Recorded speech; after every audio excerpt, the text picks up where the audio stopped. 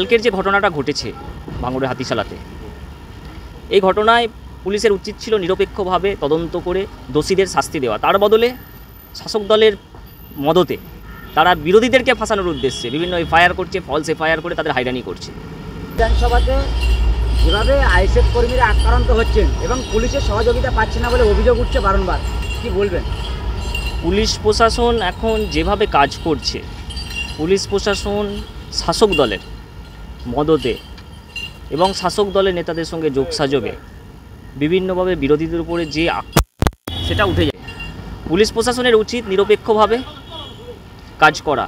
কালকের যে ঘটনাটা ঘটেছে ভাঙড়ের হাতিশালাতে, এই ঘটনায় পুলিশের উচিত ছিল নিরপেক্ষভাবে তদন্ত করে দোষীদের শাস্তি দেওয়া। তার বদলে শাসক দলের মদতে তারা বিরোধীদেরকে ফাঁসানোর উদ্দেশ্যে বিভিন্ন এফআইআর করছে, ফলস এফআইআর করে তাদের হয়রানি করছে।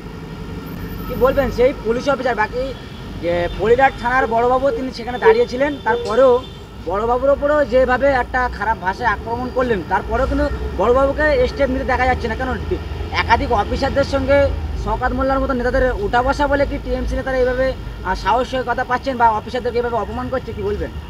এটাই এখন সবথেকে ওয়েস্ট বেঙ্গলের এটাই ঘটনা হয়ে দাঁড়িয়েছে যে শাসক দলের নেতাদের সঙ্গে বারবার অভিযোগ উঠছে যে শাসক দলের নেতাদের সঙ্গে পুলিশ প্রশাসনের একটা যোগসাযোগের। এখান থেকে পুলিশ প্রশাসনকে বেরোতে হবে, না হলে সাধারণ মানুষের মধ্যে যে সাধারণ মানুষ আইন হাতে তুলে নেবে। পুলিশ প্রশাসন যদি নিরপেক্ষভাবে না কাজ করে তো এইভাবে চলতে থাকলে সাধারণ মানুষ তখন আইন হাতে তুলে নেবে। এই জন্য পুলিশ প্রশাসনের উচিত সবসময় নিরপেক্ষভাবে কাজ করে যারা দোষী তাদেরকে অ্যারেস্ট করে তাদেরকে কোর্টের সামনে দাঁড় করিয়ে দেওয়া। যদি এইটা না চলতে থাকে, এতে কি হবে? ধরো আজকে যারা মার খাচ্ছে, উল্টে যদি তাদের উপরে এফআইআর হচ্ছে, তো পরবর্তীকালে গিয়ে তখন তারা আর পুলিশ প্রশাসনের দ্বারস্থ হবে না। এটাই এখন সমস্ত জায়গায়, শুধু ভাঙড় নয়, ক্যানিং, তারপরে হচ্ছে বাঁকুড়া, হুগলি, হাওড়া, সব জায়গায় একই অভিযোগ উঠছে যে শাসক দলের নেতাদের মদতে পুলিশ প্রশাসন কাজ করছে।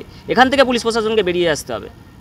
রাজ্যের পুলিশ মন্ত্রী মমতা বন্দ্যোপাধ্যায় বলে কি যেভাবে যারা হক কথা বলছে বা শাসক দলের বিরুদ্ধে মুখ খুলছেন তাদের উপরে যে এইভাবে আক্রমণ, পুলিশ কোনো সহযোগিতা করছে না। না, আপনি যার কথা বললেন তিনি পুলিশ মন্ত্রী, তিনিই তো গিয়ে অপরাধীকে থানা থেকে ছাড়িয়ে নিয়ে এসেছিলেন, তো তার কাছ থেকে তো এটা আশা করা বোকামো। কি বলবেন যেভাবে ভাঙড়ে মিথ্যা কেসে জর্জরিত হচ্ছে সাধারণ মানুষ থেকে আইএসএফ কর্মী নেতারা, কি বলবেন? একটা আইনজীবী হিসাবে কি তাদেরকে একটা পরামর্শ দেবেন বা আইনি পদক্ষেপ কি নিচ্ছেন? তাদের কারে বলবো আইন হাতে তুলে নেবেন না। আপনারা আপনাদের উপরে যে হচ্ছে, আপনারা পুলিশ প্রশাসনকে বারবার রিকোয়েস্ট করুন, পুলিশ প্রশাসনকে থানায় কমপ্লেন দিন।